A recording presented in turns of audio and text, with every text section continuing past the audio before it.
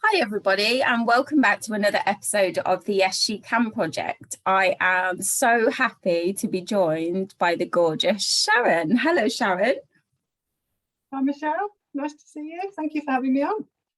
Thank you for saying yes, and thank you for coming on. So if for anybody who doesn't know you, could you just do a little introduction for me and tell us a bit about what you do? Yeah, okay. So I'm Sharon Luca. I'm a consultant specialising in business support and quality management. And I'm also the founder of Women's Business Networking, which is a networking group supporting female business owners. Brilliant. So was there like a certain inspiration? Do you remember like a pivotal point that made you think that you wanted to set up women's business networking? Yes, I mean, I started my business back in 2009 in the height of a recession. I had no clients, no contacts, and I sort of muddled along for about 6 months. And I was just at the point of giving up and going and getting a job. And I discovered business networking, and it all sort of changed from there, really. The amount of support and help I got from people who I met through networking just really made the difference and was a real sort of turning point for my business. So when I opened my business centre in 2014 and I had my own meeting room, it was a bit of a no-brainer that why not start my own group? Now I'd got the premises to run them from. So we ran them from there every month from 2014 right up until COVID happened. And then my members, some of them were very much face-to-face, hands-on businesses, and their businesses literally just sort of disappeared overnight. So we agreed that the first week of lockdown, we'd just get together online just to have a chat, just to support each other and see how everybody was doing. And it ran every week all through the first lockdown, and people started inviting friends and contacts, and the numbers just grew and grew. And that's where the idea came to launch Women's Business Networking, because now we were online, we weren't restricted anymore. So would you say, because it started off like a physical networking group, and then obviously as things happened with COVID, etc., it did kind of streamline to go online. What do you think the benefit of that is? Because you really focus on offering a group that offers no geographical restrictions, if you like. How important do you think that is? Yeah, I think what we've all learned since COVID is how to sort of pivot our businesses so we can now operate online, and geographical areas aren't so important anymore. So being able to connect women up and down the country with the ability of being able to use Zoom means that we can now connect women anywhere in the world, basically, with an internet connection. So that was why I decided that would be the new offering going forward. Even after we go back to normal, my group will still continue to be an online networking group. Would you ever consider, would you still be having in-person meetings, would you say? Is that something that you look forward to the most, or? I think for myself, networking personally, it'll very much be a mixture. I just really find the benefit of online networking is we can be so much more productive. We can now literally be 5 minutes before we attend a meeting, we can be working and be back to work 5 minutes afterwards, and the convenience of that compared to how we used to trek up and down the motorway and parking and fighting our way across different towns and what have you to attend different events. I just think it's just a really useful, better use of your time, really. Yeah, absolutely. Because then you're not faffing, like you say, you can go literally from one thing to another, can't you, straight away? I mean, with women's business networking, excuse me, not only do you offer other female founders a chance to meet, obviously, other ladies that have got businesses, you actually offer like experts across a variety of different topics as well, don't you? How important do you think, like from a female founder point of view, how important do you think that is to have the outside influences, like the experts that you offer? Yeah, I think definitely. I think back to my own experience when I first started out. You can't know everything about running a business from day one. There's just so much to learn, isn't there? And Yeah. you'll go, anyone who's starting a business, they'll have a passion and a dream of what they want to do, but they don't think of all the other roles that they've suddenly now got to think about. They've got to think about accounts and numbers and social media and marketing and sales and all these things you don't necessarily take into account. So it's certainly a very steep learning curve when you start your business. And I think just from the help and support that I got, I wanted to be able to give that back to other people starting a business, so that they can also benefit via our speakers. They can increase their business knowledge by coming together. They've got that support of people to ask questions. We're all at different stages of our journey, so it may be that one person can advise someone who's been in their shoes and can tell them sort of what to avoid to help them not make the same mistakes we perhaps made in the past. I think there's such a power though, isn't there? That's what I've found in the last, well, since COVID and everything. That's what I've found when I've either virtually or physically in person met other women in business. I think there's that, I don't know what the word is, that there's such a connection, because I don't think that unless you are a female founder, I don't think that you quite get it, if that makes sense. There's such like a common ground between us all, isn't there? Definitely. I think that's why I chose to make my group a women only group. I mean, I've networked for years. I still network in a mixed environment with men and women, but I just feel that when you bring a group of women together, we can be ourselves and we can ask for help. Whereas when you're in a room and there's the alpha males and what have you, you may not feel confident enough to be open and honest about how things really are. You'll perhaps put up the front and not ask for the help and support that you're really craving.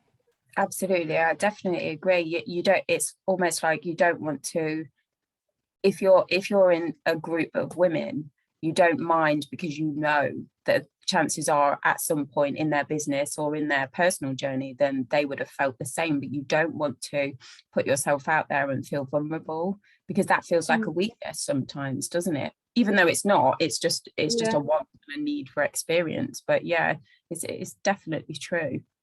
I think it can be. I mean, it can be really lonely as well when you're starting a business and working, especially if you're working from home and you've perhaps been used to working in an office environment, part of a team, and you've always got people you can ask, and sort of day to day you take that for granted. But then suddenly when you are running your own business and you're on your own, you haven't got anybody to turn to. It can be really lonely, and that's one of my missions as part of the networking group, is that no woman in business should feel that she's alone. And I encourage anyone who isn't part of a network to really find a good group that you are comfortable with, where you can get that help and support.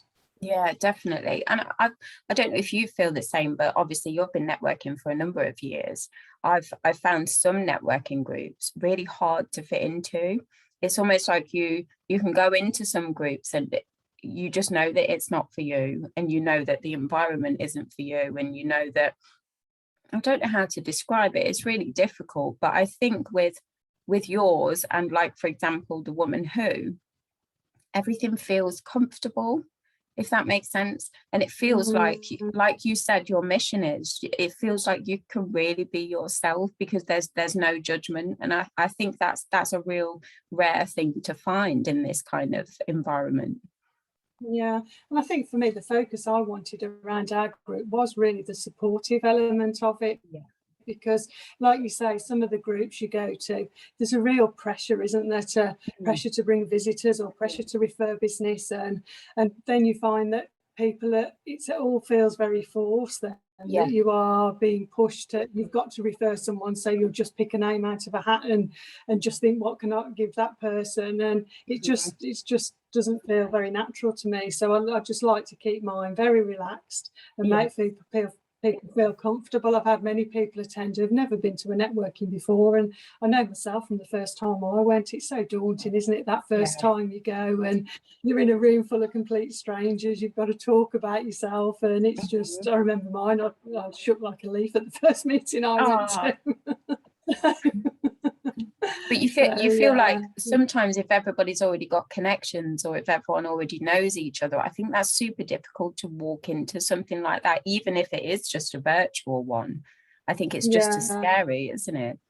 Yeah, and I think even all the years I've been doing it now, I still have meetings I go to where you do feel like that everybody knows everybody, and you do feel hard to just walk into a room and go and sort of try and speak to people and what have you. I still don't find that comfortable now, even all these years later. That'd be the new girl at school, isn't it? It is. So what kind of things, Sharon, do you offer with women's business networking? Yeah, so we meet online twice a month. Our meetings fall on the second Tuesday and the fourth Thursday. Tuesday meetings are always focused around networking. We usually have a discussion topic. We use breakout rooms. We've recently introduced a member story slot, so the members can opt to share their story. It doesn't have to be strictly business. It can just be sort of how they started their business or their upbringing, or whatever. We leave it open to them. It's just an opportunity for them to tell us a bit more about themselves, so we can get to know each other better. So that's been really popular. And then for our Thursday meetings, we always have a guest speaker, because I am keen to increase people's business knowledge. So we have a variety of speakers on either a business topic or a personal development topic as well. So again, we record all of those speakers as well, so our members can then revisit those recordings at any time. In between our meetings, because we are a membership group, so we do have a private Facebook group that we stay in touch in between our meetings. So I try and post daily in that group with motivation, or we offer free resources. As I say, all the recordings are held in the Facebook group as well. So it's providing that platform for people to stay in touch in between meetings, ask for help and support, and we also put accountability. On a Monday, I normally put an accountability out. What are you looking to achieve this week? And then we do a Friday wins on a Friday then. So I'm like, right, what did you say you were looking to achieve? How have you got on? Or what other wins can we share and celebrate together? That's lovely. Yeah. And then we like to, we've all our members get a profile on our website as well, which we share across all our social media channels as well. So we're trying to sort of spread the word and give them some visibility as well through the group. Oh, sounds wonderful. Sounds like you've got a lot on your plate. So that is actually quite leading into the next question.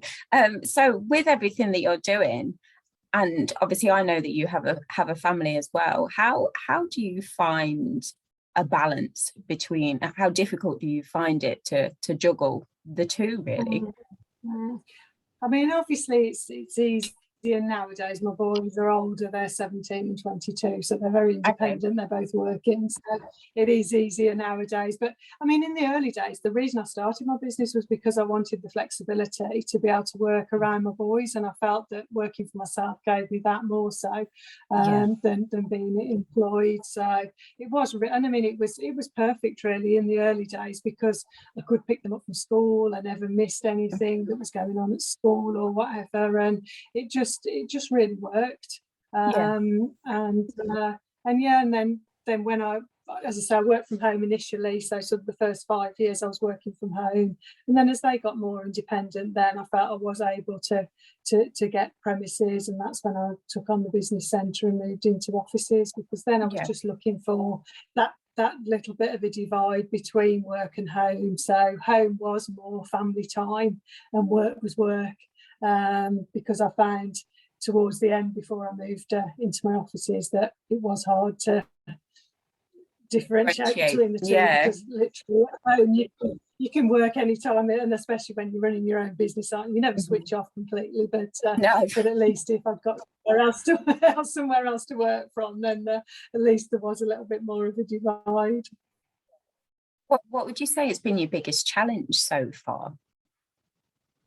Biggest challenge, probably over the last sort of 12 months. Obviously, we've all been challenged, haven't we, with COVID, and I think through the sort of the first lockdown, I really focused on supporting the other women in my group. So and we had the lovely weather, didn't we? So that made it so much easier. But then when we went into the lockdown at the beginning of this year and just after Christmas, I did find that a real struggle. I think time of year is not great for me. I'm not one for the winter, and my boys have been furloughed, so they've been at home for months on end, and they were getting really down and really fed up, and that was really challenging, just trying to be supportive for them, support my members as well, and my sort of consultant work that had quietened down over the early months of the year. So that was a really challenging time. It's just something you just have to keep going and get through, don't you? And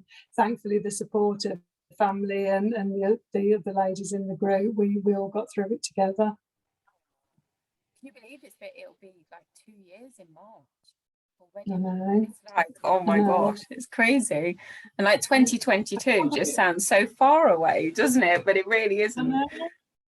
Like this morning when I realised we're in November, I'm like, we've only got one more month after this left of 2021, and I'm like, where's the year gone?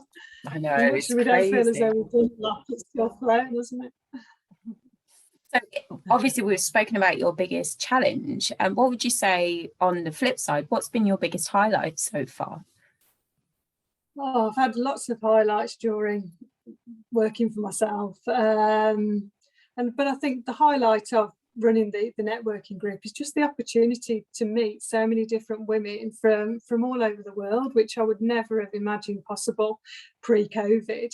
I mean, I was running a group of sort of 14 women from within a 10-mile radius of where I live, to now I had a lady on my meeting last Thursday from Denver, Colorado, and it's like, that would never have happened. So I think just the opportunity it's given me to connect women from all over the world has just been fantastic, and it just, the atmosphere that you get bringing all these women together, it's just really exciting.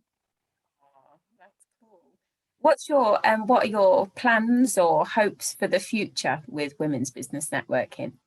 Yeah, I mean, my plan is that I'd love the networking to be my main business. That is my focal point, to support as many women as I can, to bring women together from all over the world, to also help them with building their business knowledge, with building their confidence, because I think that will make a huge difference between the success and failure of their business. I mean, so many women either give up on their business because either they're not earning enough money, so they just give up and go and get a job, or due to family pressures feel that they just can't juggle the both. So I just want to be able to support as many women as I can to be able to succeed and fulfill that dream of running their own business, because I've been able to do that and maintain a business for over 12 years now. And just want to be able to give every woman the opportunity to have that freedom of being their own boss and making their own decisions and making a better life for themselves. Absolutely. Oh, that's so wonderful. And you touched upon the confidence thing. I think that is where it all starts, doesn't it? I think if you're low in confidence, then you're going to have less confidence in your business as well. I think it's really difficult, but I think what you offer as part of your networking group, not only do you offer them, the women, the chance to meet other women in business, you offer them experts that come in from outside to help them with things like that, to help them with like their confidence, and to help them with self-belief and help them with mindset. I think it's really important in what you're doing, because you're delivering the whole package. And And that's what I think is important, because that's the journey I've been on myself. I mean, growing up, I was painfully shy, very lacking in confidence. I am an introvert, so things like this, like public speaking and that, don't come natural to me, but it's something I've learnt to be able to do over the years. And it is just that the more you push yourself out of your comfort zone, the more you can actually achieve. And it's just encouraging. I'm nothing special, so if I can do it, anybody can. Oh, you wouldn't guess that you were shy and nervous about stuff at all. You come across really composed and like a pro. If anyone had just said to me before I started my business, you'll stand up on a stage or you'll speak in front of people, I'd have said never in a million years. Or like what we did last week in front of TV cameras. That was super scary, wasn't it? Definitely. So Sharon, finally, where can people find you? Right, okay. Our website, I can give you the website link, which is www.womensbusinessnetworking.co.uk. You can also follow us on either Instagram, Facebook. We've got a LinkedIn company page, and all of those are Women's Business Networking. So it'd be lovely to be able to get some new connections and followers and meet new people. Brilliant. Yes, I will pop all the links underneath as well for everybody to see, and head on over and follow Women's Business Networking. Sharon, it's been an absolute pleasure to speak to you. Thank you for coming on. No, thank you for having me. It's my first podcast interview. So I feel honoured. First of many, I hope. Yes, definitely. You can do it. Bless you. Right, Sharon, you take care, and I shall speak to you soon. Okay, thank you. Thank you. Thanks for sharing.